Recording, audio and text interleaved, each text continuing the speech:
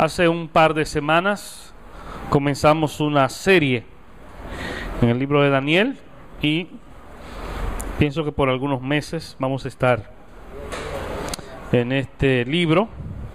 Vamos a ver en el día de hoy el capítulo 1, versículos 8 en adelante. Daniel 1, versículos 8 en adelante. Estamos meditando esta primera parte con el tema radicalidad de Daniel. Y dice así la palabra del Señor, versículo 8 en adelante. Y Daniel propuso en su corazón no contaminarse con la porción de la comida del rey, ni con el vino que él bebía. Pidió por tanto al jefe de los eunucos que no se le obligase a contaminarse. Y puso Dios a Daniel en gracia y en buena voluntad con el jefe de los eunucos. Y dijo el jefe de los eunucos a Daniel: temo a mi señor el rey, que señaló vuestra comida y vuestra bebida, pues luego que él vea vuestros rostros más pálidos que los de los muchachos que son semejantes a vosotros, condenaréis para con el rey mi cabeza. Entonces dijo Daniel a Melsar, que estaba puesto por el jefe de los eunucos sobre Daniel, Ananías, Misael y Azarías: te ruego que hagas la prueba con tus siervos por 10 días y nos den legumbres a comer y agua a beber. Compara luego nuestros rostros con los rostros de los muchachos que comen de la porción de la ración de la comida del rey, y haz después con tus siervos según veas. Consintió pues con ellos en esto y probó con ellos 10 días. Y al cabo de los 10 días pareció el rostro de ellos mejor y más robusto que el de los otros muchachos que comían de la porción de la comida del rey. Así pues, Melsar se llevaba la porción de la comida de ellos y el vino que habían de beber, y les daba legumbres.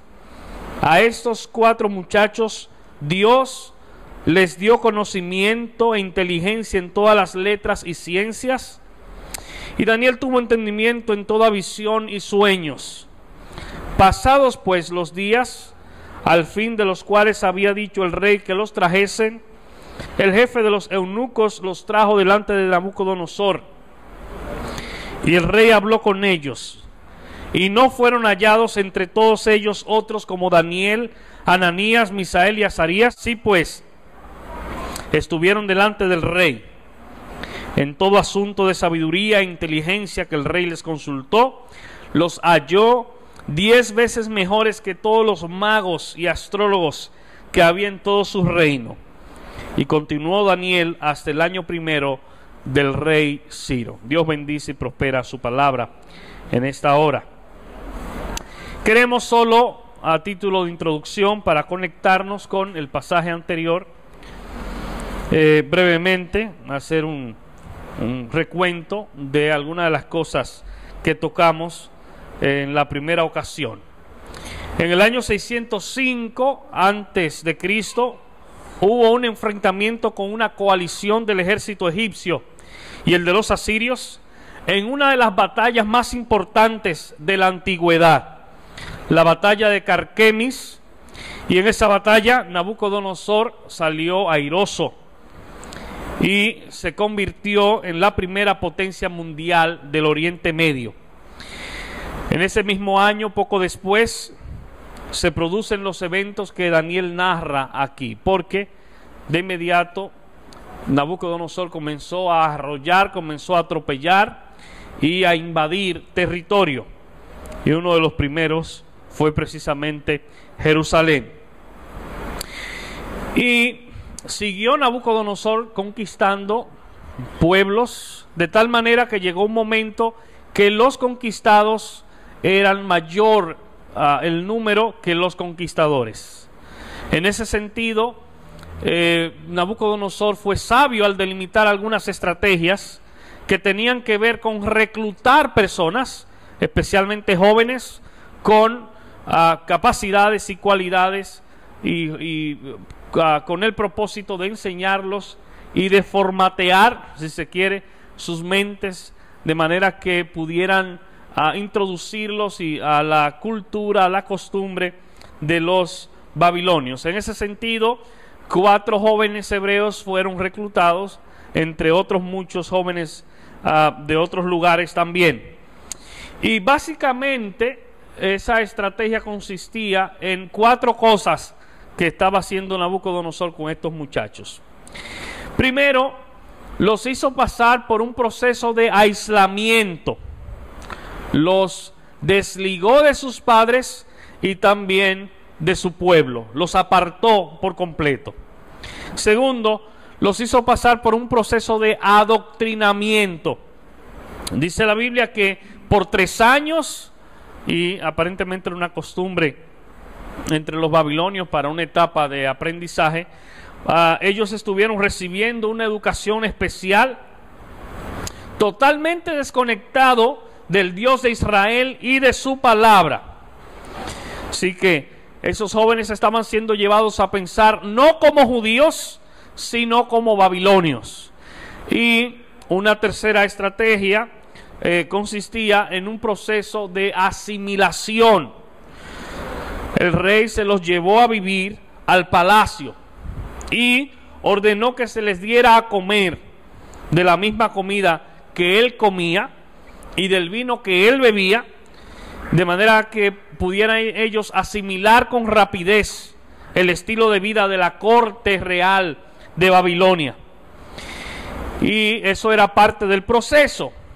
Ciertamente, hermanos, pocas cosas atrapan más rápidamente el corazón de un hombre que la buena vida, el exceso de lujos, el exceso de placeres y el exceso de los deleites. Eso atrapa, eso mina el corazón de un hombre. Por tanto, parte de esa estrategia consistía en en asimilar esa cultura, en estar en una posición donde ellos tuvieran todas las facilidades que quisieran, de manera que luego se les hiciera difícil renunciar a eso, no importa si eso implicaba comprometer sus principios, su moral y su costumbre. Y una cuarta estrategia consistía en proceso de reidentificación. Estos muchachos, dice los versículos 6 y 7, se les cambiaron los nombres. Y en vez de tener nombres hebreos, se les pusieron nombres babilonios, generalmente alusivos a alguna divinidad de Babilonia. De manera que los iba a desconectar por completo de su identidad, de su pasado, y conectarlos más bien con los dioses de Babilonia, de manera que pudieran ellos con su estrategia aislarlo, hacerlos asimilar lo que querían, adoctrinarlo y hasta el nombre cambiarle. Sin embargo, hermanos, en este versículo 8 nosotros vemos que Daniel demostró totalmente una firme devoción hacia sus principios, hacia su creencia, hacia su devoción. Ellos le habían cambiado el nombre a Daniel, pero no pudieron cambiarle el corazón. Así que Daniel resolvió no contaminarse con la comida del rey ni con el vino. Sin embargo, es bueno decir que comer o beber de lo que había allí per se no era necesariamente malo, si lo vemos así, de manera general. El problema estaba en que muchas de esas comidas eran primeramente dedicadas a dioses de Babilonia, y lo segundo es que en aquel entonces que estaban ellos viviendo bajo la ley, no se podía comer todo tipo de comida, todo tipo de carne, y ellos no tenían seguridad de la procedencia de esos alimentos. Así que ellos, para asegurarse de no ofender a Dios y de no fallar y de no violar las leyes, prefirieron mejor no comer de lo que allí se estaba ofreciendo. En este versículo 8 dice la Biblia, Daniel propuso en su corazón. Fíjense, hermanos, esto no fue una imposición, no fue algo externo, no fue que se les dijo, mira Daniel, lo que tú tienes que hacer es esto o aquello. Fue una decisión personal, fue una decisión individual, fue una determinación voluntaria y solemne. No el tipo de decisión, no el tipo de resolución que a veces se hace a principio de año, ¿verdad? Cuando entra año nuevo en enero, hay mucha gente tomando decisiones. Y en este nuevo año yo voy a hacer esto y voy a hacer lo otro. Y estos son mis planes. Y lamentablemente cuando entra el mes de febrero ya ni sabemos de qué fue que hablamos. Ese no fue el tipo, esa no fue la resolución que Daniel tomó. Hermanos, dice la Biblia que él propuso, y es bueno ver un poquito las implicaciones de ese término en el original, de que Daniel propuso en su corazón. Y encontramos en Éxodo capítulo 5, versículos 6 al 8, en el versículo 8, el mismo término en el original. Y fíjense lo que dice: mandó Faraón aquel mismo día a los cuadrilleros del pueblo que lo tenían a su cargo y a sus capataces diciendo: de aquí en adelante no daréis paja al pueblo para hacer ladrillo como hasta ahora. Vayan ellos y recojan por sí mismos la paja y les impondréis, ese es el mismo término de proponer de Daniel, la misma tarea de ladrillo que hacían antes, y no les disminuiréis nada, porque están ociosos. Por eso levantan la voz diciendo: vamos y ofrezcamos sacrificios a nuestro Dios. Fíjense, hermanos, ese es el mismo término que Daniel usa para proponer, que él propuso en su corazón. El término que se usa aquí a Faraón diciéndole a sus capataces que les impongan al pueblo. Así que con la misma firmeza que los egipcios iban a imponer a los hebreos para que hicieran sus trabajos, con esa misma firmeza Daniel iba a vigilar su corazón. Lo que Daniel hizo fue como una especie de voto, como una especie de compromiso, de pacto. Y fíjense que Daniel no se propuso, no tomó esa decisión en medio de un arrebato de emoción, ¿verdad? Y no necesariamente estoy en contra de las emociones, porque las emociones son partes intrínsecas de nosotros. Sin embargo, es posible que en algún momento de emoción nosotros tomemos decisiones que no necesariamente sean decisiones en las que perseveremos. Daniel tomó una decisión consciente, seguro de lo que él iba a hacer, y claro está, juntamente con sus amigos. Jonathan Edwards, ese famoso predicador, a sus 20 años de edad, él escribió 70 resoluciones, las que tomó muy en serio durante toda su vida. Un muchacho, un joven de 20 años, se sentó, escribe 20 resoluciones, 20 decisiones, y durante toda su vida las tomó muy en serio. Hermanos, Daniel y sus amigos en cierto modo querían evitar también la seducción a la que ellos estaban siendo expuestos en Babilonia. No necesariamente ellos tenían inclinación en ese momento a disfrutar de la buena vida, ¿verdad? O acostumbrarse de la buena vida. Y en ese sentido es bueno que hagamos un ejercicio y nos ubiquemos en el escenario del palacio de Nabucodonosor en Babilonia hace 2600 años. Ciertamente estos muchachos estaban expuestos a una fuerte presión. Imagínense que están todos sentados, cada quien está comiendo lo que le place, excepto Daniel y sus amigos. aquellos comiendo de todo, cerdo, todo lo que le traían, a lo mejor langosta, lo que pidieran. Y Daniel y sus amigos comiendo vegetales y bebiendo agua.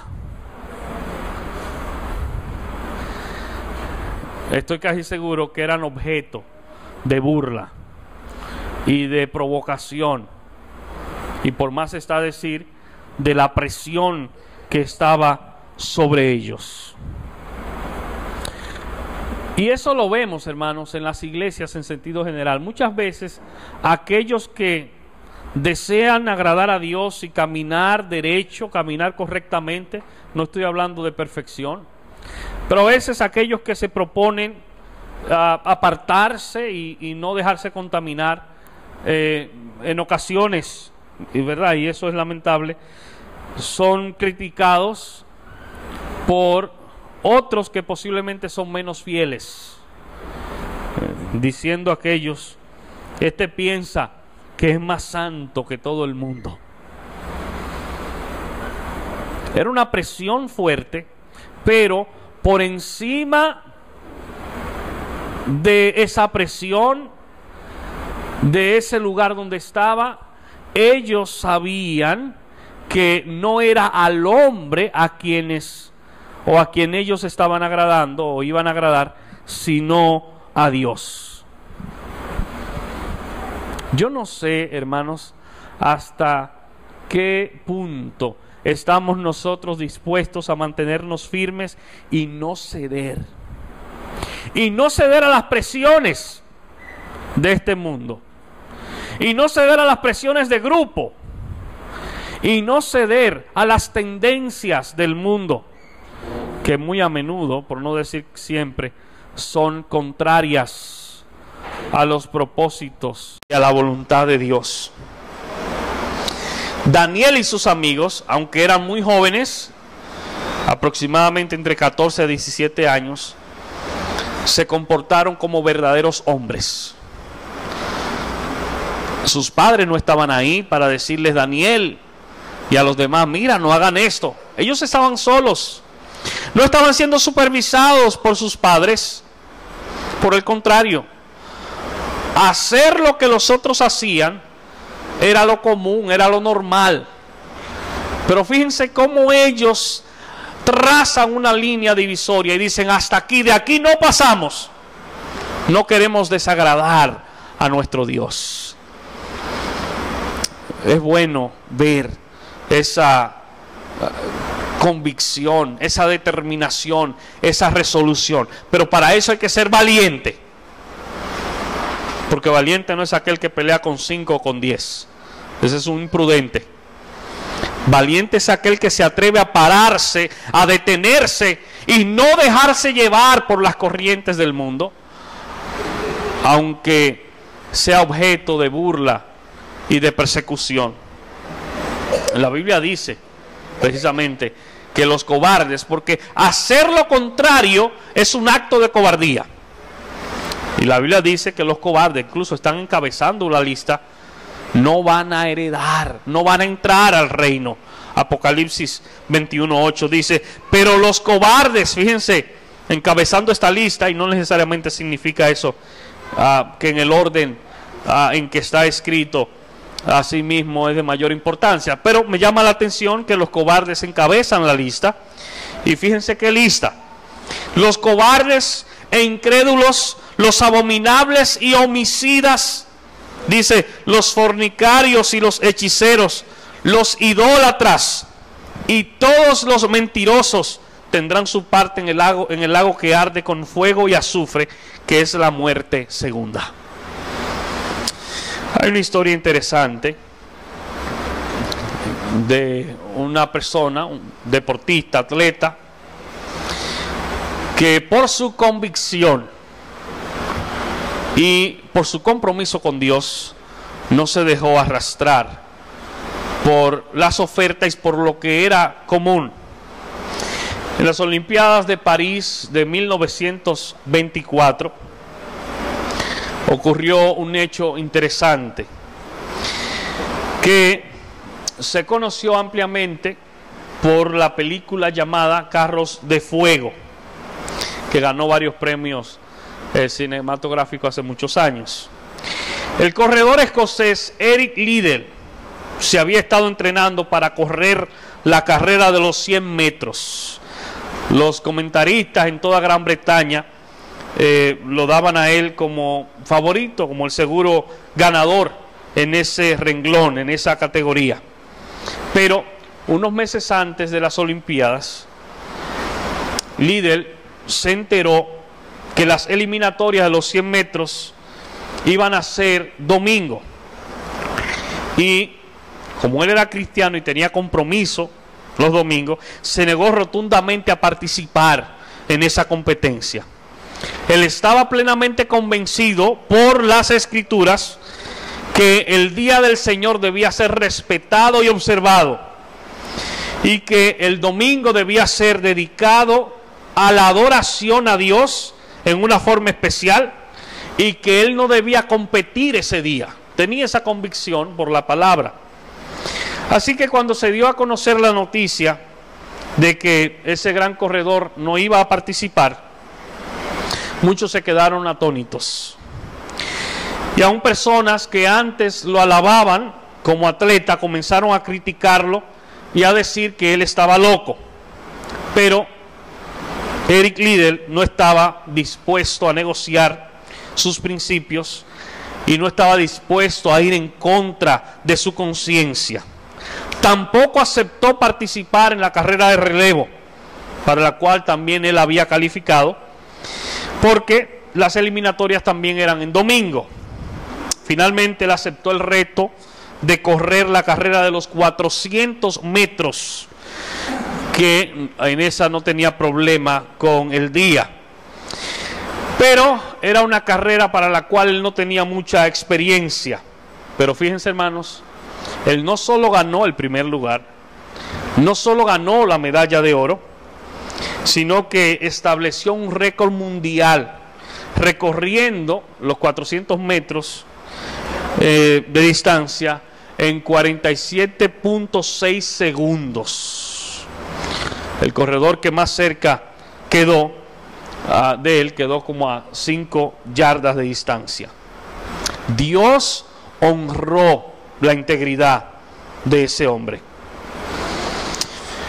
Y no recoge la película la parte de que ese mismo domingo, mientras las Olimpiadas estaban en su buena, cada quien estaba participando, Eric estaba predicando en París.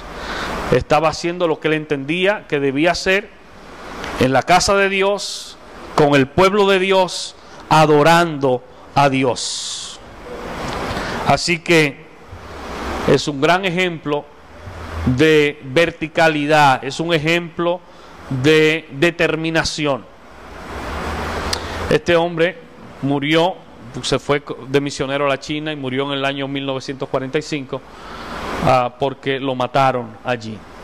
Pero fíjense, hermanos, cómo él no estuvo dispuesto a violentar su conciencia, cómo él no estuvo dispuesto a entregar, o más bien dejarse seducir por las ofertas de un seguro ganador en su categoría. Pero fíjense cómo Dios mismo lo honró por su integridad y por su determinación. La iglesia de Cristo hoy en día necesita hombres así. Necesita hombres como Eric Liddell, necesita hombres y mujeres como Daniel, con esa clase de determinación, que no están dispuestos a violar su conciencia y no están dispuestos mucho menos a dejarse llevar por las ofertas, y mucho menos están dispuestos a violar o a no seguir sus propios principios. Lamentablemente hoy en día muchos mantienen su rectitud hasta tanto esto no vaya en contra de sus intereses. Dice el versículo 9: y puso Dios a Daniel en gracia y en buena voluntad con el jefe de los eunucos. Fíjense qué interesante. Puso Dios a Daniel en gracia. Hermanos, los méritos no son de Daniel. Daniel fue un instrumento escogido, usado por Dios. Pero los méritos al fin y al cabo son de Dios, porque quien puso gracia en Daniel fue Dios. No fue porque Daniel tenía capacidad en sí mismo. Dios puso en él la gracia. El salmista dice, Salmo 127, versículo 1: si Jehová no edificare la casa, en vano trabajan los que la edifican. Si Jehová no guarda la ciudad, en vano vela la guardia. Hermano, hermana, si Dios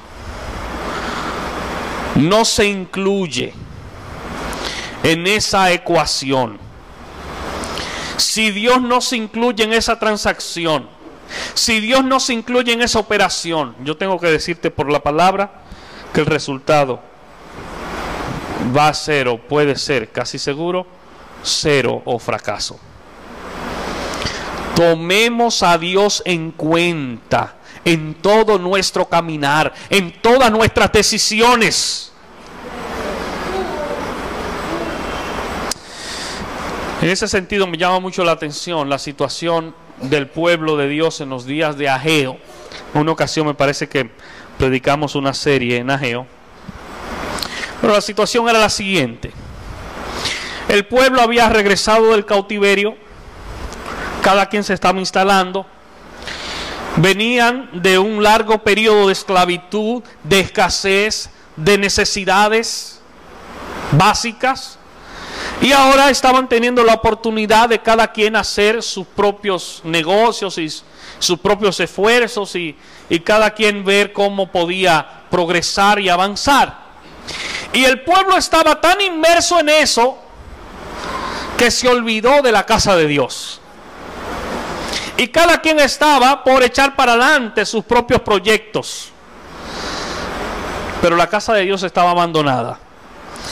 Y el hecho de que la casa de Dios estaba abandonada no solo implica el que el lugar físico estaba abandonado, sino que la relación con Dios era muy mala. Y manda Dios al profeta Ageo a decirle al pueblo: se desenfocaron.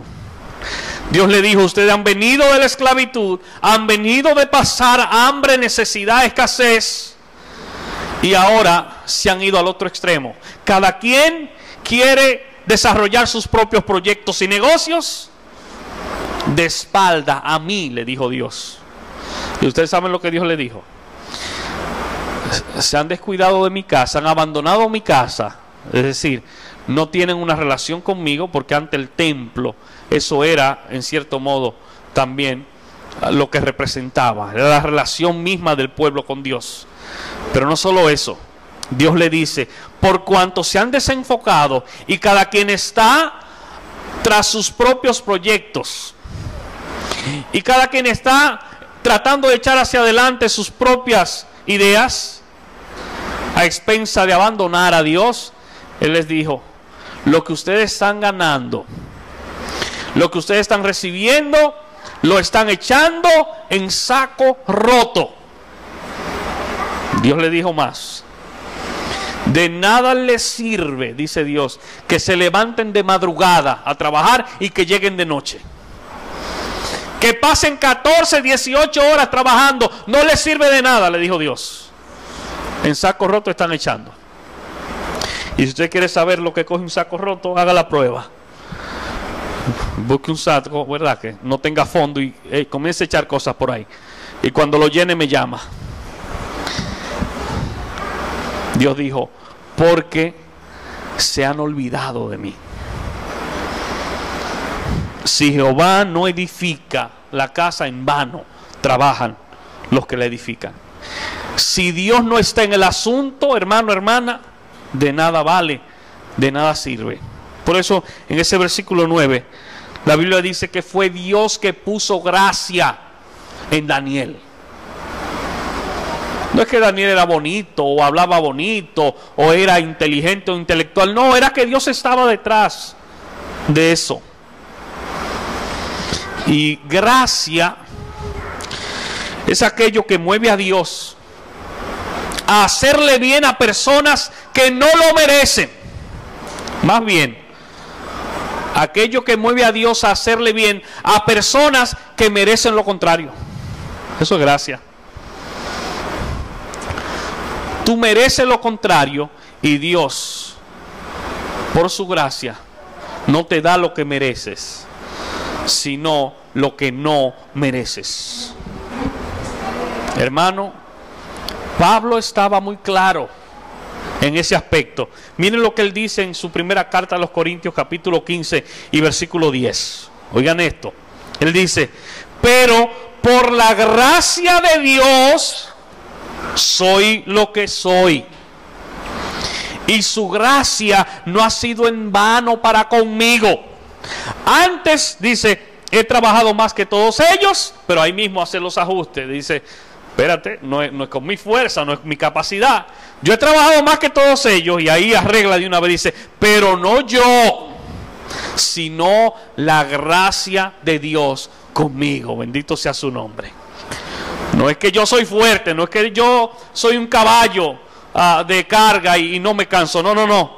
Es la gracia de Dios. Rectifica Pablo. Hermanos, Daniel pronto fue el favorito del jefe de los eunucos. Así como fue José el favorito también del jefe de la cárcel, cuando por la calumnia fue metido a la cárcel. Y se parece un poquito esa parte a la de Daniel. Génesis 39, versículos 21 en adelante, dice: pero Jehová estaba con José y le extendió su misericordia y le dio gracia a los ojos del jefe de la cárcel. Y el jefe de la cárcel entregó en manos de José el cuidado de todos los presos que había en aquella prisión. Todo lo que se hacía allí, él lo hacía. No necesitaba atender el jefe de la cárcel cosa alguna de las que estaban al cuidado de José, porque Jehová estaba con José, y lo que él hacía, Jehová lo prosperaba. Bendito sea el nombre del Señor.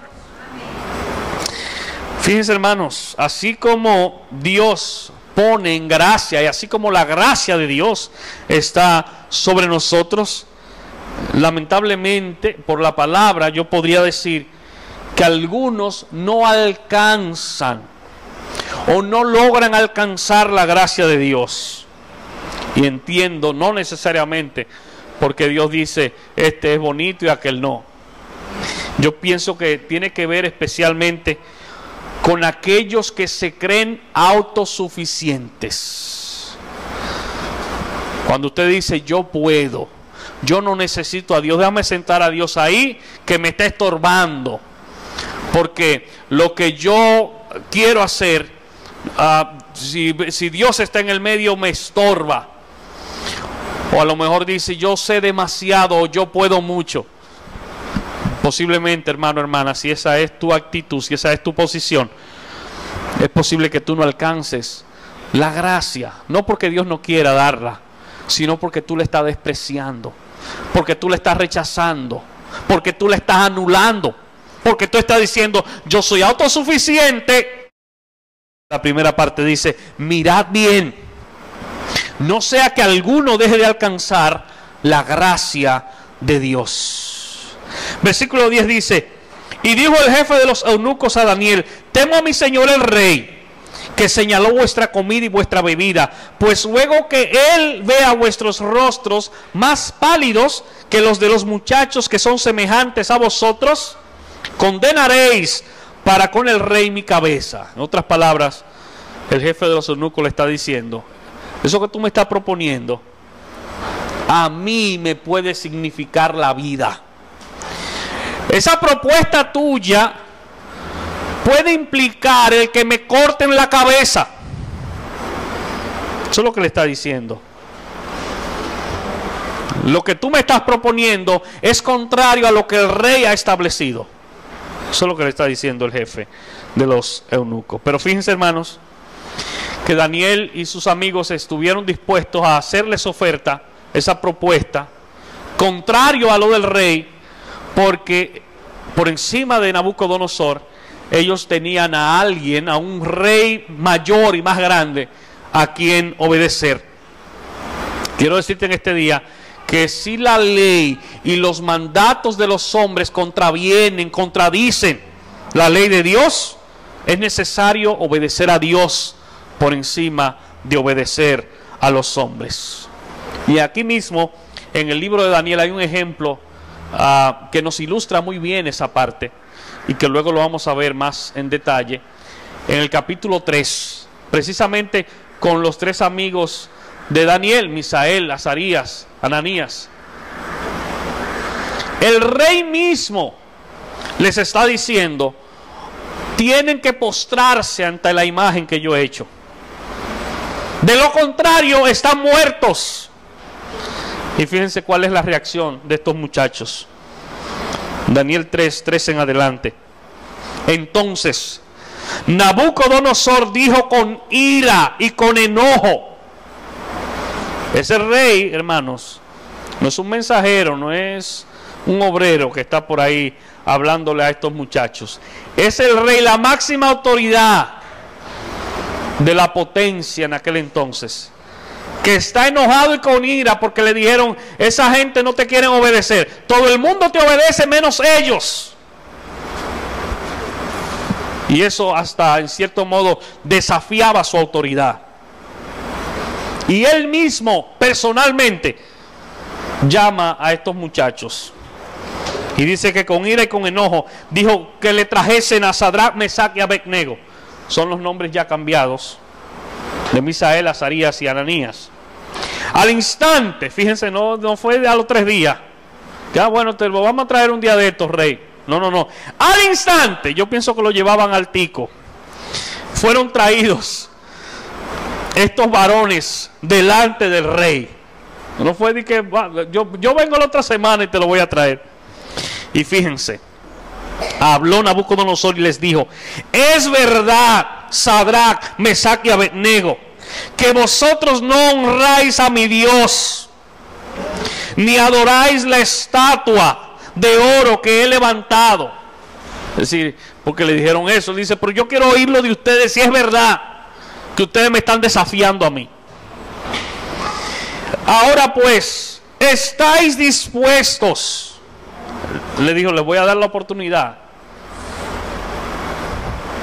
para que al oír el son de la bocina, de la flauta, del tamboril, del arpa, del salterio, de la zampoña, yo diría de la güira también, de todo instrumento de música, os postréis y adoréis la estatua que he hecho, porque si no la adoraréis, en la misma hora, no es un asunto de que están condenados a los 20 años, no, en la misma hora seréis echados en medio de un horno de fuego ardiendo. Y oigan lo que dice, ¿verdad? Y aquí se le va la mano al rey y dice: ¿y qué Dios será aquel que os libre de mis manos? Él no sabe lo que estaba hablando. Sadrach, Mesach y Abednego respondieron al rey Nabucodonosor diciendo: no es necesario, porque tampoco ellos iban a discutir, ni a entrar en conflicto, ni a irrespetar el rey tampoco. Ellos no lo irrespetaron. No había que hacerlo tampoco. Dice: no es necesario que te respondamos sobre este asunto. He aquí nuestro Dios, a quien servimos, puede librarnos del horno de fuego ardiendo, y de tu mano, oh rey, nos librará. Y si no, sepas, oh rey, es decir, si no nos libra, si no pasa como nosotros esperamos y queremos, como quiera, dijeron ellos, no serviremos a tus dioses, ni tampoco adoraremos la estatua que has levantado.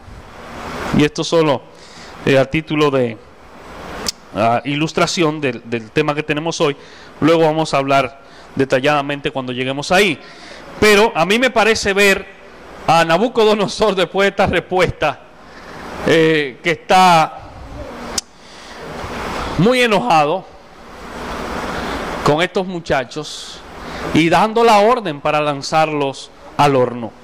Versículos 11 y 12. Entonces dijo Daniel a Melzar, que estaba puesto por el jefe de los eunucos sobre Daniel, Ananías, Misael y Azarías: te ruego que hagas la prueba con tus siervos por 10 días y nos den legumbres a comer y agua a beber. Después que el jefe de los eunucos le dice: mira, lo que tú me propones es algo muy difícil porque mi vida está en peligro. Y Daniel sabiamente le dice: vamos a hacer una prueba. Hagamos una prueba por 10 días. Y después de esa prueba, conforme tú veas los resultados, tú tienes la última palabra. Y era para ver la diferencia física. Pero también, hermanos, nosotros podemos hacer una prueba o podemos hacer una comparación entre aquellos que se contaminan comiendo la comida de Babilonia, entiéndase, la comida de este mundo. En otras palabras, aquellos que están inmersos en el pecado, en el lodo, en el fango del pecado, y los que se mantienen apartados para Dios. Y es posible que no veamos la diferencia así a simple vista, pero la Biblia habla de una diferencia. Dice Malaquías 3:18: entonces os volveréis y discerniréis la diferencia entre el justo y el malo, entre el que sirve a Dios y el que no le sirve. Versículo 13: compara luego nuestros rostros con los rostros de los muchachos que comen de la ración de la comida del rey, y haz después con tus siervos según veas. Él dice: compara luego nuestros rostros. Que por cierto, de eso también, acerca de ese tema, habla brevemente Proverbios. Habla de cómo es o cómo debe ser el rostro de aquel que tiene gozo, de aquel que tiene alegría. Dice Proverbios 15:13, la primera parte: el corazón alegre hermosea el rostro. El corazón alegre hermosea el rostro. ¿Cuál es la situación de los que comen la comida de Babilonia? De los que están muertos en sus delitos y pecados. Efesios 4:22 dice: despojado del viejo hombre que está viciado. Esa es la condición. Viciado conforme a los deseos engañosos.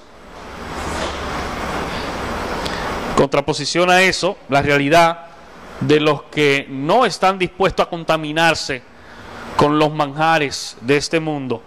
Dice el mismo apóstol Pablo en Efesios 4:24: vestíos del nuevo hombre, creado según Dios en la justicia y santidad de la verdad. Tiene un nuevo traje, tiene un nuevo vestido, según Dios. Consintió pues con ellos en esto y probó con ellos 10 días. Fíjense, hermanos, es interesante ver que el jefe de los eunucos consiente en esta propuesta, aunque eso implica su vida misma. Ahora, es necesario que sepamos que él no consiente porque Daniel tuvo palabras persuasivas. Él consiente porque es Dios que está detrás. Apocalipsis 3:7 dice: cuando Dios abre, nadie cierra. Y cuando Dios cierra, ¿qué pasa? Nadie abre.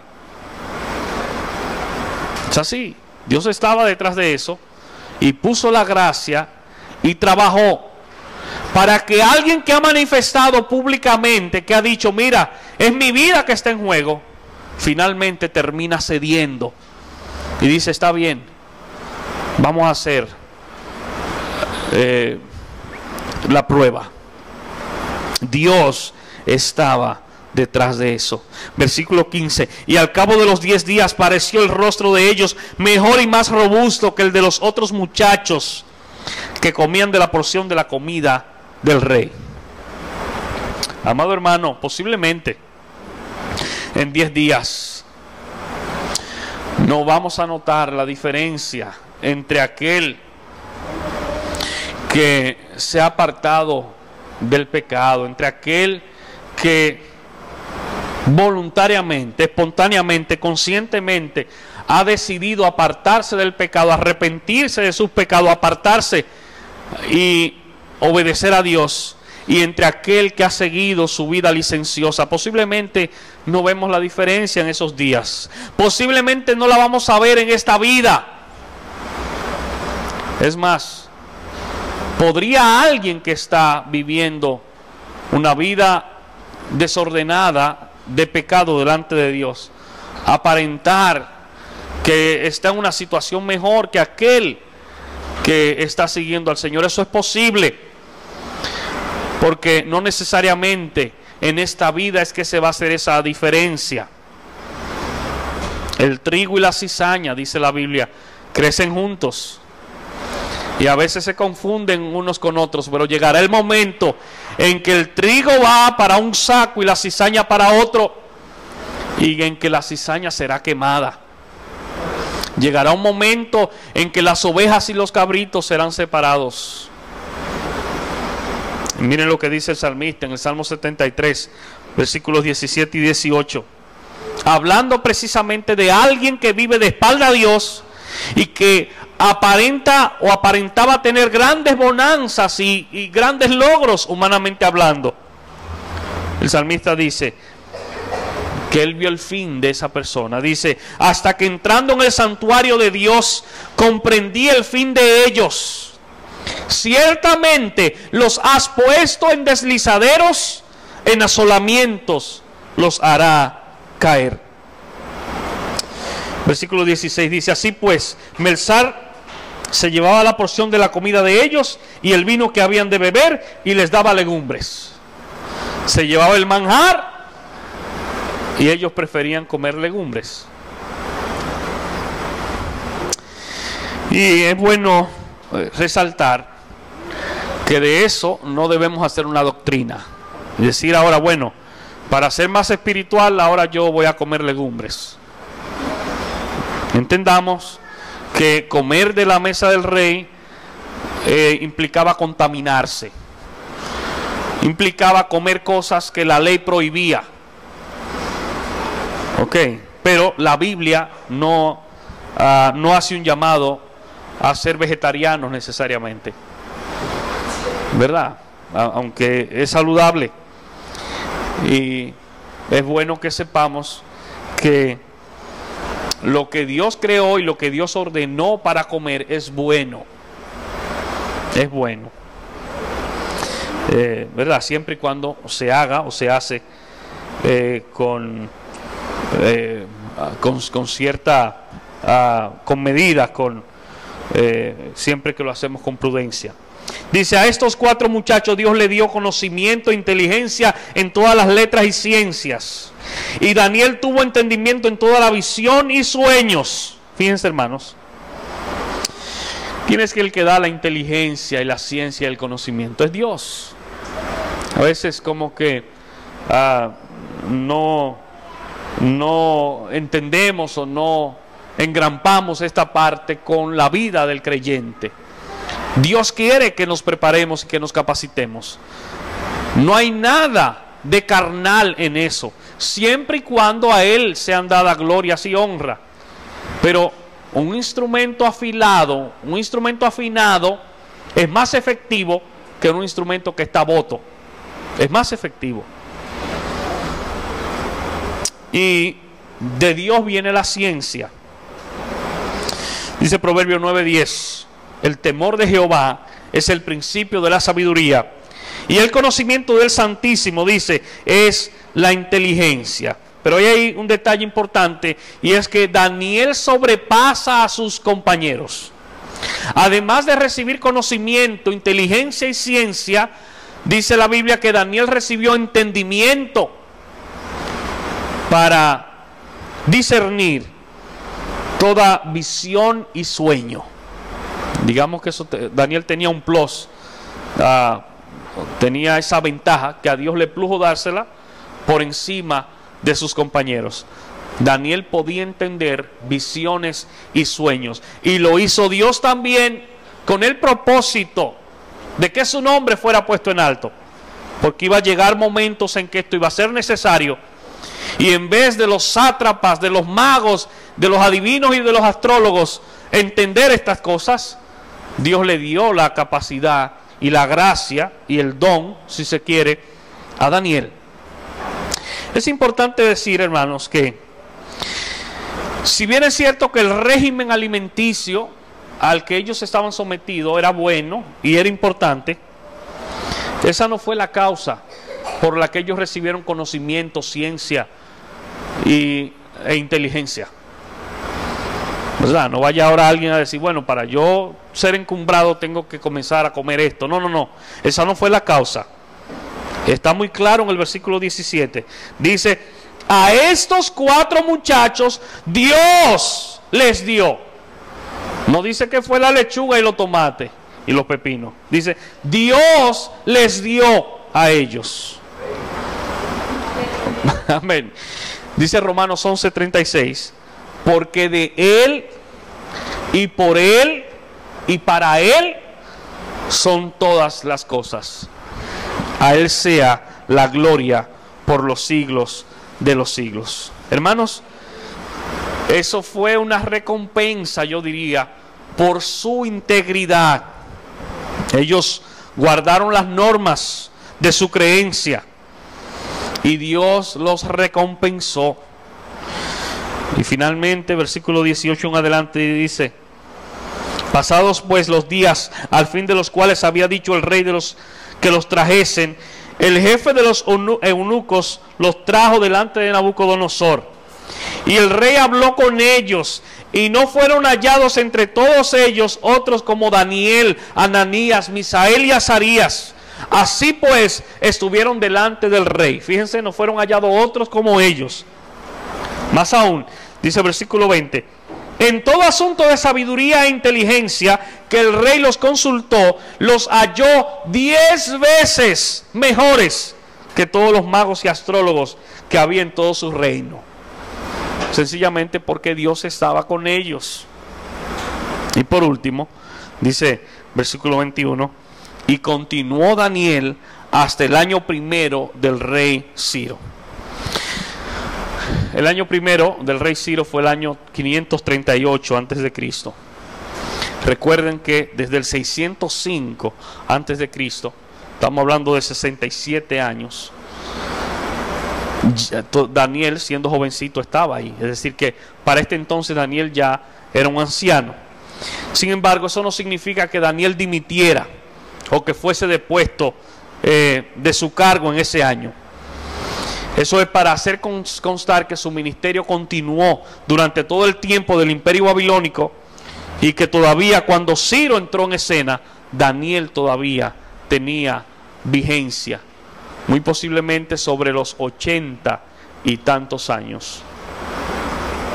Amados hermanos, cuando nosotros somos expuestos a esta palabra, a esta enseñanza, ciertamente, y en mi caso particular, soy retado, soy desafiado y en cierto modo hasta reprendido en lo que concierne a caminar con verticalidad, en lo que concierne a hacer las cosas bien, a hacer las cosas que Dios le agrada, en lo que concierne a rechazar ofertas atractivas en lo humano para la carne, pero desagradable para Dios.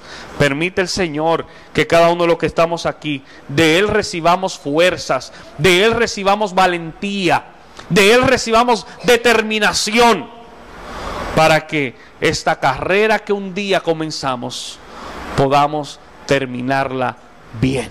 Vamos a estar puestos en pies.